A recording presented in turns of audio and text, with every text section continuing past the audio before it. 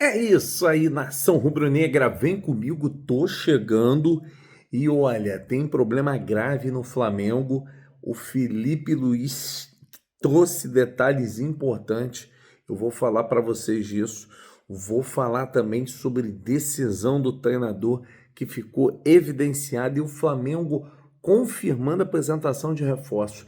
Tudo isso e muito mais a partir de agora. Vem comigo, nação rubro-negra, chega com tudo, porque eu tenho muita coisa, mas muito, tô carregado com muita notícia para você que me acompanha. Hoje o dia vai ser intenso, teremos muitos vídeos. Vou chegar pesado, vou chegar com tudo. Olha, gente, eu já vou logo aqui trazendo para vocês que o Flamengo confirmou a apresentação do Samuel Lino para hoje, 2h30 da tarde, no Ninho do Urubu. E eu vou dizer para vocês, tô animado. Que estreia que ele fez ontem. Pena que o gol que ele fez estava impedido, mas achei que o Lino foi muito, mas muito bem mesmo. Muito bem mesmo. Eu vou falar sobre problema grave no Flamengo e agora eu quero aproveitar para dizer o seguinte. Eu fiz uma pergunta ontem e prestei muita atenção na resposta do Felipe Luiz. Eu fui muito indagado por centenas de torcedores acreditando que o Felipe Luiz tinha tido culpa na derrota por ter poupado os jogadores. E eu perguntei ao Felipe se os jogadores foram poupados por causa de números, da fisiologia e da preparação física, ou se era por causa do jogo da Copa do Brasil. Eu quero que vocês prestem atenção na resposta do treinador. Logo no comecinho, ele deixa claro que foi sim por causa da Copa do Brasil, porque ele deixa na entrelinha. Poupei para o jogo de domingo. O Arrascaeta para estar bem no jogo de domingo. Ou seja, tá claro que realmente existe uma intenção do Flamengo em priorizar o Campeonato Brasileiro. E prestem atenção também no restante.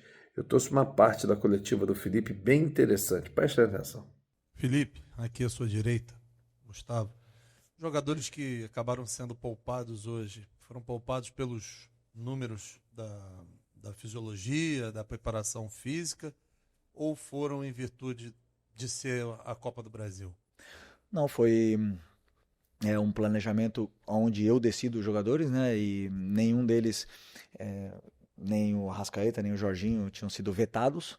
Mas eu acredito que pela sequência que eles estão tendo, também pelos dados, né? Mas pela sequência que eles estão tendo, não seria prudente colocá-los hoje e depois domingo também. Então, decidi por outras opções também que encaixavam com o plano de jogo que eu tinha pensado. No caso, o Matheus Gonçalves, no caso, o Luiz Araújo, pensando no que poderia ser a partida e também nas trocas. Então, no outro jogo, o Arrascaeta, que teve em campo, não foi beneficiado por esse plano, então optei por outras trocas hoje e optei por descansar ele para ele poder ter treinos aquisitivos e chegar bem no final de semana e na semana que vem.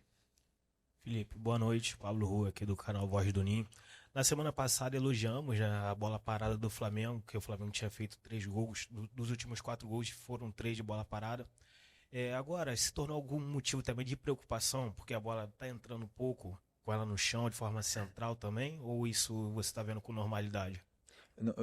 Qual é a preocupação? Desculpa, não. Se você tem alguma certa preocupação, porque a bola também não está entrando com ela jogada no chão, né? Só bola Ah, aérea não. praticamente. Não entrou. Hoje tivemos muita chance de gol, na minha opinião. Na minha opinião, não. Na verdade, tivemos chances de gol muito mais do que no último jogo. Tivemos bolas na trave, tivemos a chance do Lino, tivemos chances de fazer gol, tivemos gol impedido. A criação, ela muito é bloqueada pela qualidade defensiva do adversário. E como eu falei para vocês, vocês podem olhar nas estatísticas aí, quantas vezes os times do Cuca são goleados, né? É difícil de entrar na defesa dele porque é um time que defende bem, porque o modelo de jogo passa muito por essa fase defensiva. Então, são times que te geram dificuldades na criação. Vão existir outros jogos que não vão ser assim, vão ter jogos que sim. Então, eu acredito que o time... eles estão com as soluções e depois, claro, vão ter dias que vão estar menos finos, como o caso de hoje. Aqui, Felipe, boa noite. Felipe, o gol do Atlético, ele sai numa jogada que eu acredito que seja uma das que você mais ensaia, pelo menos nos treinos que a gente teve acesso. A gente sempre via ali essa jogada de saída, tocando por baixo e tal, e acabou saindo o gol do Atlético hoje nessa situação. O Flamengo perdeu o jogo e vai para Minas Gerais com uma situação delicada, porque agora o Atlético tem pelo menos a vantagem do empate. Queria saber como é que foi a conversa sua com os jogadores depois do jogo, para não deixar essa peteca cair, para eles continuarem acreditando e para acreditar numa possível virada no jogo da próxima semana, já que no retrospecto, em 2022, o Flamengo perde o primeiro jogo para o Atlético, depois vira aqui no Maracanã. No ano passado, o Flamengo vence dentro da Arena do Galo e é campeão da Copa do Brasil. Queria saber se você já teve essa conversa com os jogadores e como é que foi, já visando uma possível virada na semana que vem. Obrigado.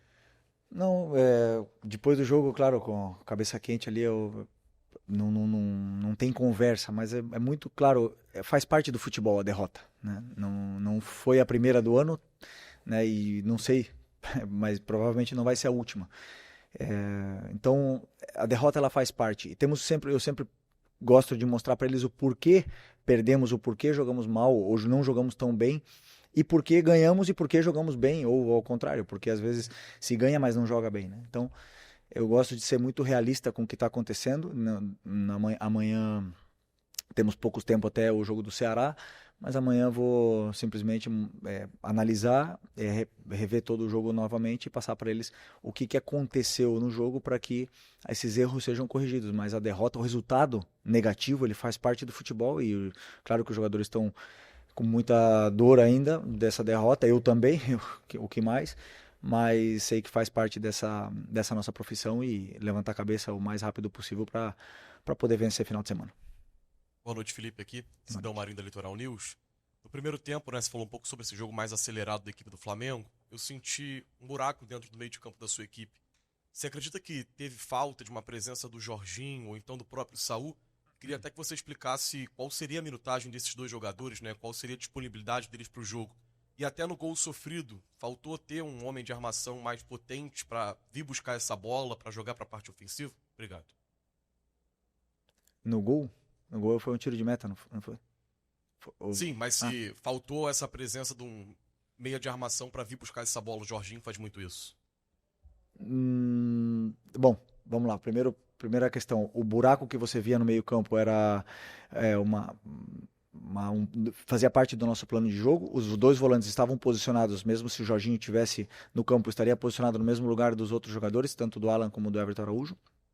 E esse buraco existia para gerar esse espaço para a gente depois buscar essa bola, né? Então fazia parte do nosso plano de jogo.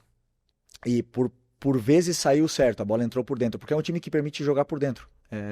Ele bloqueia essa marcação individual, bloqueia teus jogadores e depende muito da qualidade individual, de ele tirar o jogador de cima, de vencer duelos e evitar passes verticais. E hoje tivemos muitas vezes esses passes verticais que nos geraram esses contra-ataques, esse ida e volta.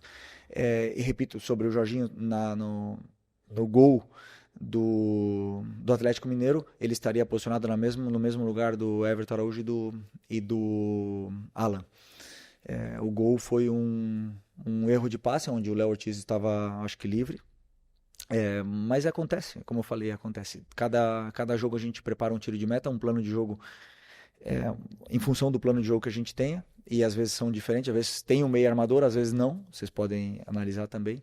Mas hoje, infelizmente, aconteceu esse gol, na qual não tem problema nenhum para mim, porque, como eu falei, o risco ele existe, ele sempre vai existir. E hoje aconteceu e o importante é que a gente possa corrigir e não exista mais. Felipe, boa noite, aqui à sua direita. Maurício Luz do Lance.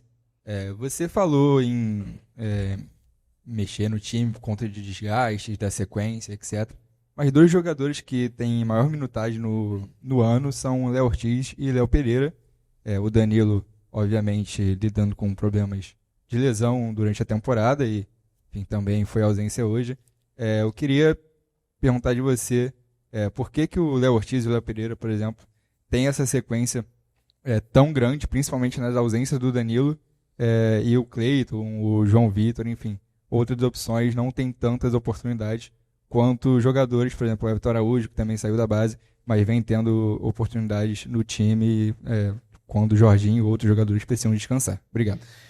Porque eu acredito que, primeiro, a zaga é um lugar delicado. Não gosto de mexer na última linha, não gosto de fazer trocas da última linha, como hoje eu fiz, né? Tanto Vinha como Varela. Não gosto de fazer trocas ali. Tento mexer o menos possível. E hoje, pensando nesse desgaste desses dois jogadores que você citou, existe também o adversário, né? Um adversário que nos gera muitas dificuldades, muitos problemas na nossa última linha. E achei que não seria justo com os dois meninos jogar esse jogo. Por mais que, claro, todo mundo pensa, né, que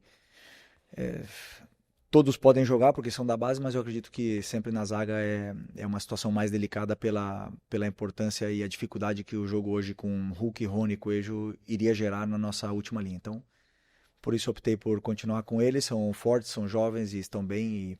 Mas se precisar contra o Ceará ou até mesmo na volta, eu sei que tem o João e o Cleiton. Aqui. Boa noite, Felipe, tudo bem? Isabelle Costa, canal Ghost. Acho que foi uma surpresa, assim, um tanto quanto inesperada, o relacionados com o Samuel Lino, o Royal e também o Saul, né? Até porque eles estavam em período de pré-temporada, o Saul mesmo, a gente tinha até falado sobre.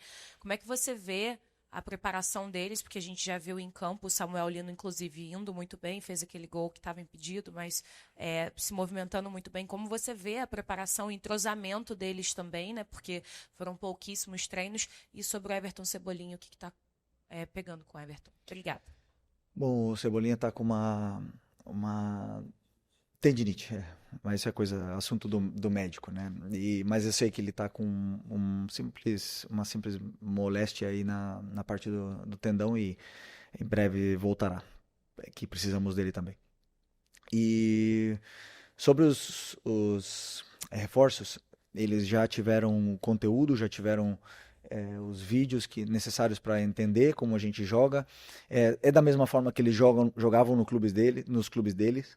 Então não tem nenhuma novidade para eles e eu vi eles treinarem. A gente recebeu também os dados físicos deles e achamos que não teria risco colocá-los nesse jogo. Então, com tantos desfalques que temos, eu optei por trazê-los nessa relação. E a partir daí agora somar, como eu falei, treinos, minutos e minutos de jogos, minutos de treinos para que possam entrar nessa dinâmica da equipe o antes possível, que com certeza vão ser muito importantes para nós. Okay? Boa noite, pessoal. Valeu. Quem prestou atenção vai entender o problema grave no Flamengo. Eu vou dizer para vocês, eu fiquei passado com a informação que o Felipe deu na coletiva, que parecia imperceptível, mas para quem prestou atenção, o Cebolinha com uma leve tendinite no joelho. Gente, o Flamengo não dá mais. O Flamengo, eu tô certo. O Flamengo tem que negociar esse jogador. Com 29 anos, não dá mais. Para mim acabou. O Cebolinha não tem mais condições de jogar no Flamengo, não. E o Flamengo contratou um jogador para a posição dele que está indo super bem. Eu acho que é o momento do Flamengo negociar ele com o Grêmio mesmo, se desfazer. Gente, é a 4ª lesão da temporada. É a 4ª lesão. Não tem nada contra o rapaz, não. Pelo contrário, um cara super esforçado, já ajudou muito o Flamengo. Mas a 4ª lesão. Aí não dá, né? Aí é uma parada complicada. Eu não consigo enxergar futuro pro Cebolinha no Flamengo. Sinceramente, eu não consigo. Acho que o Flamengo tem que tomar uma decisão drástica e negociar o jogador, botar para vender mesmo. ainda para tentar recuperar uma parte do investimento feito. Eu acho que o que o Cebolinha tinha que dar no Flamengo, ele já deu. Sinceramente, não acredito que ele possa fazer mais a diferença pelo rubro-negro. Mas enfim, e você? Você ainda acredita no Cebolinha? Qual é a sua opinião? Coloca aqui embaixo. Tô indo nessa, partiu Fortaleza e vamos com tudo, nação.